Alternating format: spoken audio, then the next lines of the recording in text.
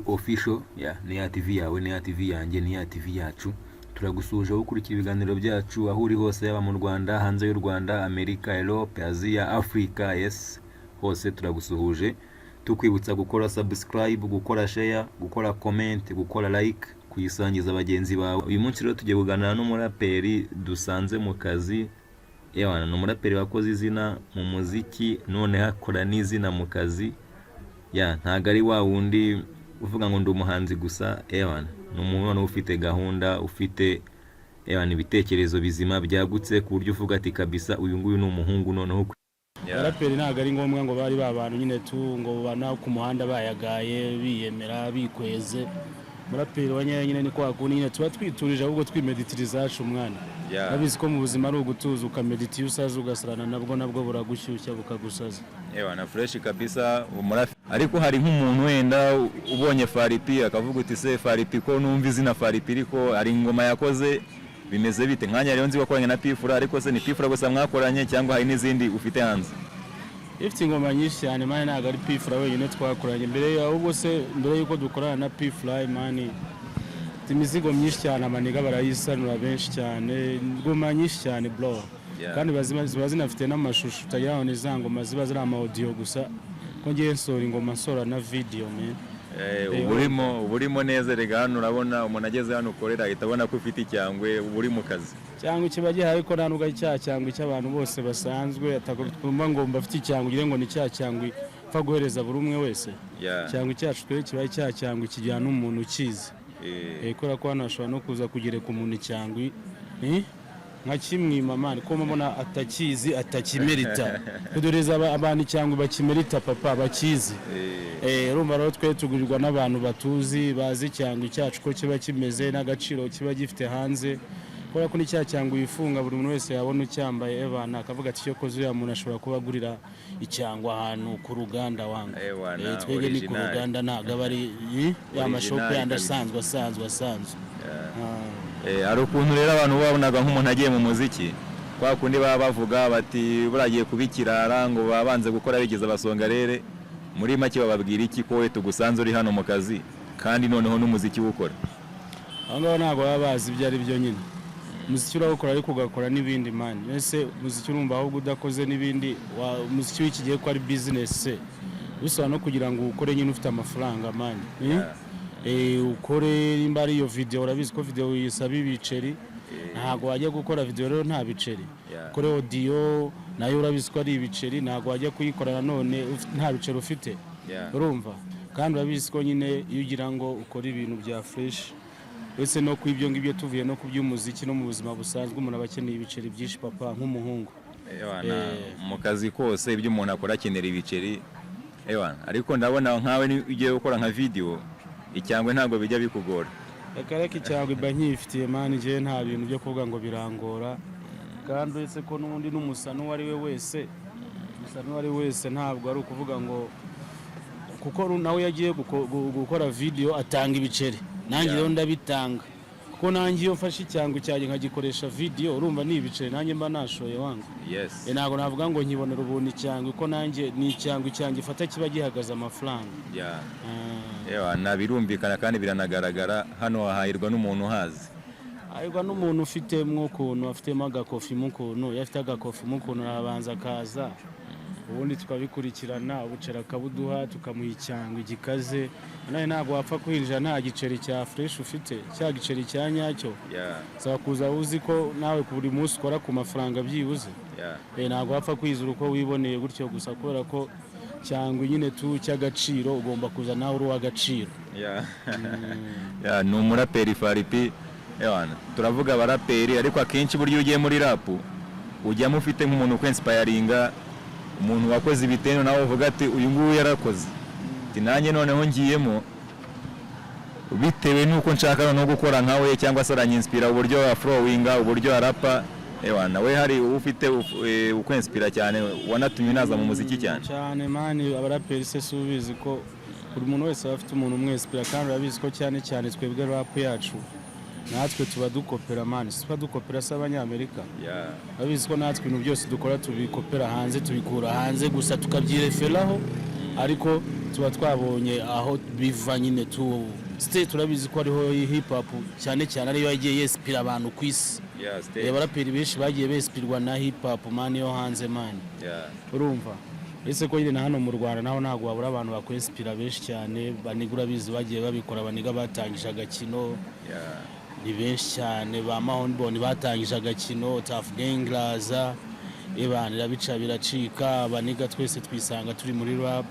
Urumva ubwo rero ntago wavuga ngo ntago wabura ahantu kura inspiration, abo bantu bose man baba bagomba kwespira man. Niko biba bimeze. TG araje arabikora, Mahonbon arabikora, ariko hari verse ya Jay Polly igeze yandika, ariko RIP kuri Jay Polly yaranditse aravuga ati bavuga ko ngo hip hop ngo ni yibirara, ni babahungu b'inyamirambo banze gukora, ariko subwo nk'abo bantu noneho sasa twe turakora turabinyamirambo, ariko turakora so ubibona se ko dusanzwe no mu kazi mwana abantu buri mu kazi kose. RIP kuri Jay Polly ni umusaza nawe yarabikoze byatari cyane cyane, we yananyespiye birenze me yanyespiye birenze kabisa umusaza, umve ngo ebana ari akazi kanini kenshi cyane yakoze man. Umuziki w'u Rwanda kabisa muri rusange kuri hip hop yakoze ikintu gikaze byatari. Ndabona abasaza nk'aba Paxson basore n'abasaza bagenda badusunika, bagiye basunika baniga benshi cyane man, bagiye basunika baniga benshi cyane mu muziki, n'ubwo baba bakibikora man, bo tubahe respect, urabona abakambwe. Shout out kuri The Don. Ariko FALLY P ushobora kuba umuntu uri kuru kabisa, kuko hari nk'abakoboyi bagiye bakora noneho The Don akabazamura, ariko bamara kugera abantu bageze ugasanga ntago bama credit man. Ariko weho ndumva na The Don uramwemera uramuzirikana nk'umusanura. Tuba tugomba kuba respect bana n'abaniga man, twebwe urumva kuva ku bwa kera nibo bantu bari hejuru bakora ibintu bikaze byataye, natwe bakatwespira bakatuma natwe tujya mu nganzo tukandika. Urumva n'abasaza bakuru tuba tugomba kuba respect tutabyirengagije. Iyo ugiye kubyirengagiza rero ubusa nkaho uri kwibagirwa ahantu wavuye man. Iyo umuntu agufashe akakupromotinga akakuzamura, amara kugafata ukamwibagirwa, cyangwa wenda tuvuga urugero wamara kuba umuraperi wa danger ukumva ko ari wowe king, kandi uzi ko hari abasaza babizanye ibyo bintu, ukabuririraho bagaharura inzira ye bana, wowe ukagenda muri iyo nzira ukabona ugeze iyo ujya. Urumva rero wirengagije ibyo ngibyo nta kintu na kimwe uri gukora. Ubundi ni time nawe, kuko urumva rero ukuntu tumeze mu Rwanda urazamuka noneho watangira kwihenura ugasanga ronamanutse man. Ibyo ngibyo bibaho cyane, tujya tubibona men, tujya tubibona umuntu yagafashe byatari akongera agasubira inyuma. Ubwo rero bibaze rero gusubira inyuma ukaza muri ya mihanda wihenuyemo, wihenuye ku muhanda ngo wagafashe noneho ugasubira ukagaruka, gusa urumva bigenda bite? Natwe duhita tugupfura nyine nk'inkoko tu. Ari ukuntu umuntu abikora gutyo, ariko niho hari sirenga ya P yavuze ati ni mugafate mu ngaga muzime mu maniga. Barazima ku mihanda nyine bakagenda bakagafatiza, bakagenda bakishwa ko bakaniyasa, ariko buriya bari ukwishwa wanga. Niyo ugafashe ntago wibagirwa umuntu wasize inyuma, iyo ugafasha ahubwo kugira ngo life yawe nakuryohere, ba bantu mwari muri kumwe musiragoringana, bo bantu ugenda ahubwo mugacinga mukongera mukiyibutsa za life za kera, nabwo bikuryohera cyane man, kuko ubuzima bwa urumva wowe ntago bufata ngo ugende ubujyaniye kure kurusha handi wanyuze. Ugomba gukomeza nyine ibana ya fondation wanyuzemo man, fondation ukayikomeza. Iyo ugarutse rero ugaciringa nabo ntubiriyeho ntubihenureho, ibyo ngibyo nibyo bya mbere man. Kandi nta nubwo ari muri game gusa y'umuziki, no mu buzima busanzwe ubundi iyo uri umuntu wenda tuvuga Imana igize gutya ikagutera agateka ukabona ibiceri, ntukakeke ko ari wowe ubyikoreye, ni Imana yonyine ibigufashije, kuko ibyo biceri ufite cyane aho hantu ugeze hari n'undi wahagera kandi nawe bikamubera. Ntago ari ngombwa ngo ni wowe uzagumayo, cyangwa ntago ari ngombwa ngo ni wowe muntu wahagenewe gusa, n'abandi baba barahagenewe papa. Ubwo butumwa utanze rero ntago ari ku bahanzi gusa cyangwa mu muziki, ubwo no mu buzima busanzwe umuntu wese ari igihe umuntu azamuka kumva ko yagezeyo, ariko still n'ubundi akenera aba bantu. Muri rusange ubwo butumwa buba bugomba kujya ku bantu bose. We nuzabona ugize ikintu urusha umuntu, ahubwo icyiza wamufasha aho kugira ngo umwirye, uko nawe ejo ashobora kukikurusha. Urumva aho utaramufashije rero ejo ushobora kuzaya wicuza uvuga ati uya muntu iyo nza kumufasha, none reba ubu ngubu niwe ukaze kundusha. ubuzima ni zigzag man, ni zigzag, ugomba kugira gute ciringa man ugaca bugufi, nimba ugize n'uwo mugisha ukabona ibintu waho ukiberaho wenda ebana nk'umuntu nyine tuca bugufi, nabwo abantu bagukunda bakanakwifurije imigisha ikagumya ikaza, ahubwo ukagumya ugatera imbere cyane. Ariko iyo wiyemeye ukabikomeza ukikanyaga, ahubwo hari imigisha myinshi cyane uri gutangira, kubera ko umuntu nakuvuga nabi urumva ntago aba ari kukwifuriza ibintu byiza, ariko iyo abantu bakuvuga neza ni imigisha gusibiza kuri wowe. Niko kuri kuvugwa neza burya ngo biruta ubutunzi tu, ariko nanone biraharanirwa bitewe n'uburyo umuntu yitwaye, buryo agenda abaho abana n'abantu, nibyo nyine bituma ugira rya zina kuri street, bakavuga bati uyu ni gutya, habe muri music, habe mu kazi, ahantu hose. Wese reba urugero mani, nk'ubwo wongezeho uvuga ati ebana ndi kwishingira ka YouTube channel kanjye FALLY P Umurapper, ingoma zawe ndazizi, kandi ko kurabizi ko genda umurapa nubwo wenda babitari bya boosting amani ngo bigende bijye kuri spotlight, ariko abantu benshi cyane FALLY P baranzi yenda umurapa barabizi, kandi nanjye ubwanye ndizi ko ndi rapper zo confidence ndaziha, ariko none nago nanya gukatira ngo mani ngumva ngo ga YouTube kano kawe ngo niko kagitangira ngo ngiye nago nago interview wapi mani, why not? Urumva ngewe wenda navuga ngo ndashaka gukora na bare aba YouTuber ngo bakaze ngo bafite amazina ngo bafite ngo za subscribers nyinshi ama views menshi, no twe tuba tugomba gukora na bro, kubera ko nk'ubu ngiye ushobora kuza nkakwiryaho ejo nkabona YouTube channel yawe irahitinze byatara, ahubwo ngiye tanangiye kuguhiga kandi uziko mbere nakwiriyeho nawe ushobora kumbwira ati wapi, urumva. Ariko ubu ngubu ugiye mani nimba tukoranye interview ejo uzakorana n'undi, ejo ngiye kubona mbone byageze kure byarenze imipaka, ntago tuba tugomba kudafashanya. Gufashanya nicyo kintu cya mbere mani. Muri se turi iki mani, ko twese tuba turi hano ku isi, nta kintu cyatari twese, ko nta muntu wibesheje ku isi, buri muntu wese ari ku isi yirukanka mana, struggling yirukanka bro, uwakwiryaho rwose aba yibeshya. Umuntu wiriye aba yibeshya cyane, arabeshya bro, wowe siko ubibona? Niko bimeze mani, umuntu wiriye buri aba yibeshya mwana. Wowe ahubwo ukora ibyiza wakagombye gukora, ubundi ibindi bikaza nyuma, ugategereza bikaza ari umugereka bro, urumva ntago aba ari ibintu byatasha. Umva n'umuniga uzakwiryaho umusano uzangura urakoze cyane, wigenda ugenda ukoresha abandi, uwo ngo azaba yibeshya. Kuko twese mani, urese ko n'umundi twese babona mu Rwanda mani, natwe turimo turagerageza kugira ngo turebe ko ibintu byacu byagera kure. Umuntu ashobora kwiryaho hano mu Rwanda, kandi ubwo hakurya y'imbibi nta muntu umuzi, no muri East Africa nta n'umuntu umuzi mani.